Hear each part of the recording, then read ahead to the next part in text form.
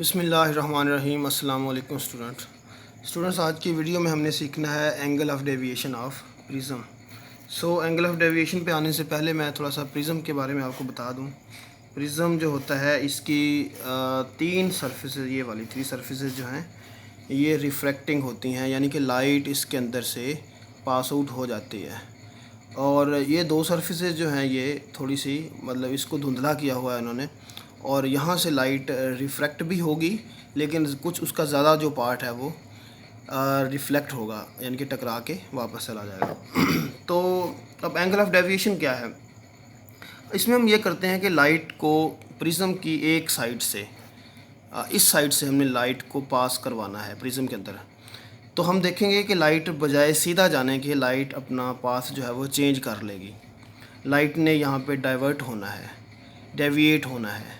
तो वो जो एंगल होगा कि लाइट का जो एक्चुअल पाथ था वो क्या था, और जिस एंगल पे वो डेविएट हुई है उस एंगल को कहते हैं एंगल ऑफ डेविएशन। तो अब सबसे पहले तो मैं आपको ये लेज़र से इसका एक्सपेरिमेंट करवा देता हूँ, उसके बाद फिर हम इसकी ड्राइंग को समझेंगे कि हमने इसको परफॉर्म कैसे करना है। तो देखें आपके सामने ये मैं इस फेस के ऊपर लेज़र लाइट जो है वो इंटर कर रहा हूँ। तो इसको एक्चुअली सीधा जाना चाहिए था, तो ये पाथ उसका स्ट्रेट है, लेकिन आप देखेंगे कि लाइट जो है वो प्रिज्म के अंदर जो है वो डाइवर्ट होती है। तो ये आप देखें ज़रा, इसमें आपको नज़र आ जाएगा कुछ ना कुछ यहाँ पे। तो ये देखें, मैं थोड़ा सा आपको दूसरी तरफ से दिखाता हूँ कि यहाँ से लाइट देखें ये आपकी तरफ आ रही है, ठीक है। और इसमें अगर हम बात करें, अभी लाइट ऑफ कर दी है मैंने रूम की, तो ये आपको क्लियर नज़र आ जाएगा कि लाइट का पाथ ये है एक्चुअली। लेकिन जैसे ही मैंने प्रिज्म के ऊपर फॉल की है तो लाइट जो है वो प्रिज्म के अंदर दो दफ़ा बेंड हुई है। पहले लाइट प्रिज्म की एक सरफेस के अंदर इंटर होते ही मीडियम में इंटर हुई है तो वहाँ पे वो बेंड हुई है, और उसके बाद जब वो बाहर निकली है तो तब भी वो बेंड हुई है। ये आपको क्लियर पाथ इसका नज़र आ जाएगा कि लाइट किस तरह से इसके अंदर बेंड होती है, ठीक है। तो अब हम देखते हैं कि इसको ड्राइंग की मदद से किस तरह से हम इस चीज़ को प्रूफ कर सकते हैं।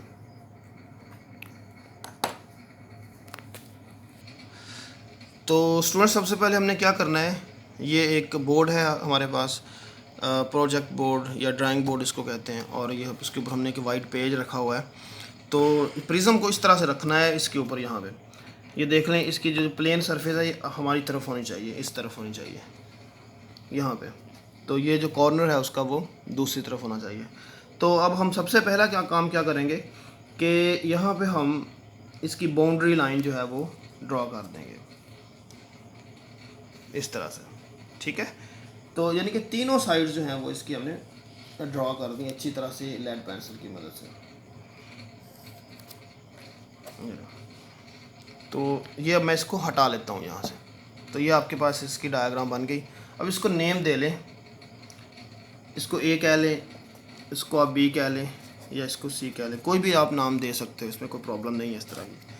तो अब हमने क्या करना है, आपने देखा था कि जब हमने लेज़र लाइट यहाँ से पास आउट की थी, अभी आपको कुछ नज़र नहीं आएगा क्योंकि प्रिज्म नहीं है यहाँ पर। तो लाइट ऐसे सीधी गई थी और बेंड होके इधर को मुड़ गई थी, ठीक है। ये उसका पाथ है, वो पाथ हमने अब ड्राइंग की मदद से प्रूव करना है, और बाद में हम क्या करेंगे, एंगल ऑफ डेविएशन फाइंड कर लेंगे।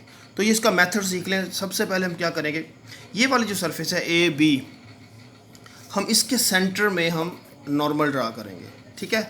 नॉर्मल आप इस डी की मदद से, प्रोट्रैक्टर की मदद से ड्रा कर सकते हो, या आप उसके लिए जो दूसरा मैथ का मेथड है वो भी आप यूज़ कर सकते हो। लेकिन बहरहाल मैं इसकी मदद से यहाँ पे एक नॉर्मल ड्रा कर रहा हूँ। ये इसके तकरीबन मिड पे आप कर लें, ठीक है। तो इसके मिड में आप कर लोगे, और उसके बाद आप क्या करोगे, यहाँ पे भी एक निशान लगा लोगे, ये देखिए। तो ये मैं इधर एक लाइन ड्रॉ करने लगा हूँ, ये होगा नॉर्मल।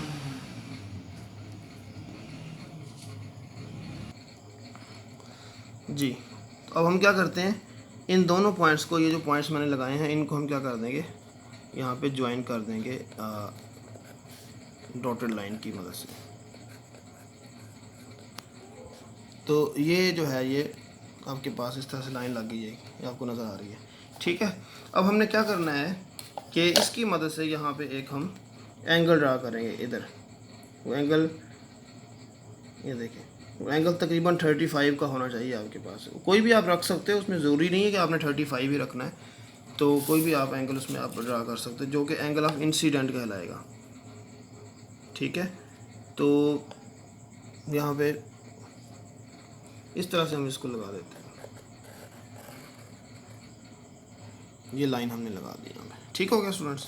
तो ये जो लाइन है ये कौन सी है, इसको क्या कहेंगे, इंसिडेंट रे। ठीक है, अब हमने करना ये है कि मेन काम जो हमारा है वो दो कॉमन पिन आपने यहाँ पे लगा देनी। एक इस जगह पे आपने लगा दी कॉमन पिन, ठीक हो गया, और एक इसी तरह से इस जगह पे आपने कॉमन पिन लगा दी।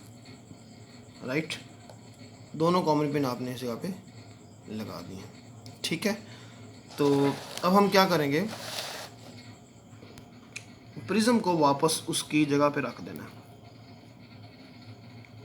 ये देखिए प्रिज्म उसकी जगह पे, असल जगह पे आ गया। इसको थोड़ा सा सेट कर लेंगे ताकि ये ना हो कि आपका जो आंसर है वो गलत आ जाए। तो अब ये एक्यूरेट है जी स्टूडेंट्स। तो अब हमने जो नेक्स्ट काम करना है वो ये करना है कि इस तरफ देखें, ज़रा गौर करें, इधर दो कॉमन पिन मैंने लगाई हुई हैं। ठीक है, ये आपको नज़र आ रही हैं उस साइड पे, ए बी साइड पे। राइट, तो ये कॉमन पिन जो है ये असल में जो एंगल ऑफ इंसिडेंट है उसको क्लियर करेंगी और ख़ास तौर पे जो इंसिडेंट रेस है उसको क्लियर करेंगी यहाँ पे। ठीक है, तो अब हमने क्या करना है, जो हमारी साइड ए बी पे इंसिडेंट रे है और बी सी पे इमर्जिंग रे होगी। अब ज़रा मैं आपको दिखाता हूँ कि आपको यहाँ इसके अंदर जो हैं दोनों कॉमन पिन नज़र आएंगे इस सरफेस पे बी सी की तरफ से। ये अगर यहाँ से देखी जाए तो ये अलहदा है, इस तरफ जब हम इसको टर्न करेंगे तो एक जगह ऐसी आनी है कि ये दोनों कॉमन पिनें जो हैं एक दूसरे के पीछे छुप जाएंगी, कॉन्साइड टू ईच अदर जिसको हम कहते हैं। तो ये देखें, अब हमने क्या करना है जी, सिंपली जहाँ पे ये दोनों कॉमन पिन मिल रही हैं एक दूसरे के पीछे छुप गई हैं, उसी जगह पे ला के हमने क्या करना है जी, तीसरी कॉमन पिन लगा देनी है। ये ऐसे करके, ठीक हो गया जी, ये अच्छे से करके आपने लगा देनी है।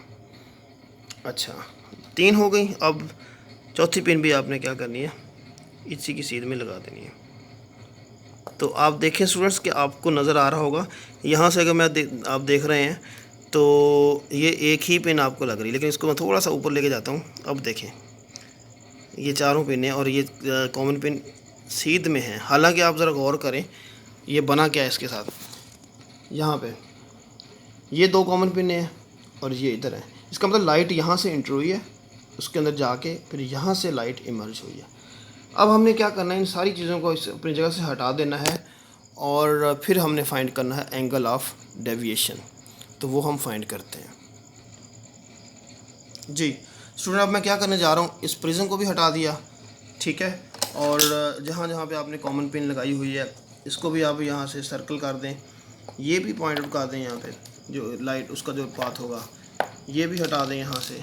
ठीक हो गया, और इसको भी आप यहाँ से हटा दोगे।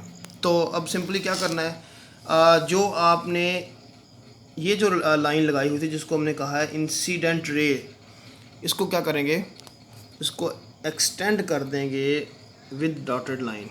राइट, तो ये एक्सटेंड हो गई जी, यानी कि लाइट का जो एक्चुअल पाथ था वो यही था, लेकिन लाइट यहाँ पे डेविएट हुई है। अच्छा, अब हम क्या करेंगे कि इन दोनों को आपस में ज्वाइन कर देंगे। तो ये देखें ये जी, ये यहाँ पे दोनों इधर ज्वाइन होंगे। ठीक है, उसके बाद क्या करना है जी कि ये जो रे है अभी आपने बनाई हुई है, इसको भी आप क्या करोगे, यहाँ पे एक्सटेंड कर दोगे। ठीक है, तो नाज़रीन ये जो एंगल है स्टूडेंट्स, ये एंगल ऑफ डेविएशन कहलाएगा। राइट, अब हमने क्या करना है, इन दोनों पॉइंट्स को भी आपस में ज्वाइन कर देना। ठीक है, तो ये एंगल हम चेक कर लेते हैं। ये वाला जो एंगल है ये कौन सा है, कितना बनता है जी स्टूडेंट, ये एंगल हमारे पास आ रहा है 41। डी जो है वो कितना आ गया, 41, ये वैल्यू आपके पास आ गई। अच्छा, उसके बाद इसको लेवल करने के लिए हम क्या करेंगे कि यहाँ पे भी एक नॉर्मल हम ड्रॉ कर देते हैं। इस जगह पे, जिधर मैं आपको बाद में बताता हूँ कि कौन कौन से पॉइंट्स थे वो।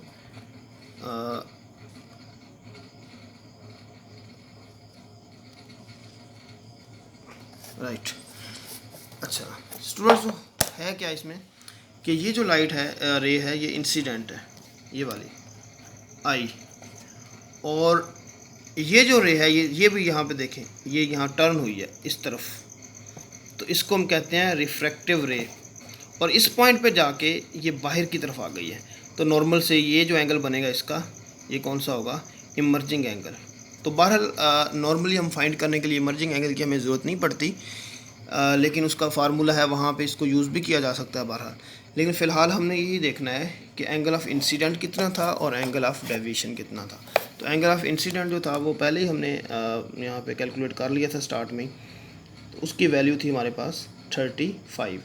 तो ये आई की जो वैल्यू है वो है 35, ठीक है। और ये एंगल कितना होगा 41, ये वैसे होता भी 41 ही है। तो अब आप देखेंगे कि लाइट जो है इस एंगल पे, यानी कि ये उसका एक्चुअल पाथ था और वो इस तरफ बेंड हो गई है, तो ये जो एंगल बनता है टोटल, ये कितना एंगल बनता है 41 का, इसको कहते हैं एंगल ऑफ डेविएशन, ठीक है।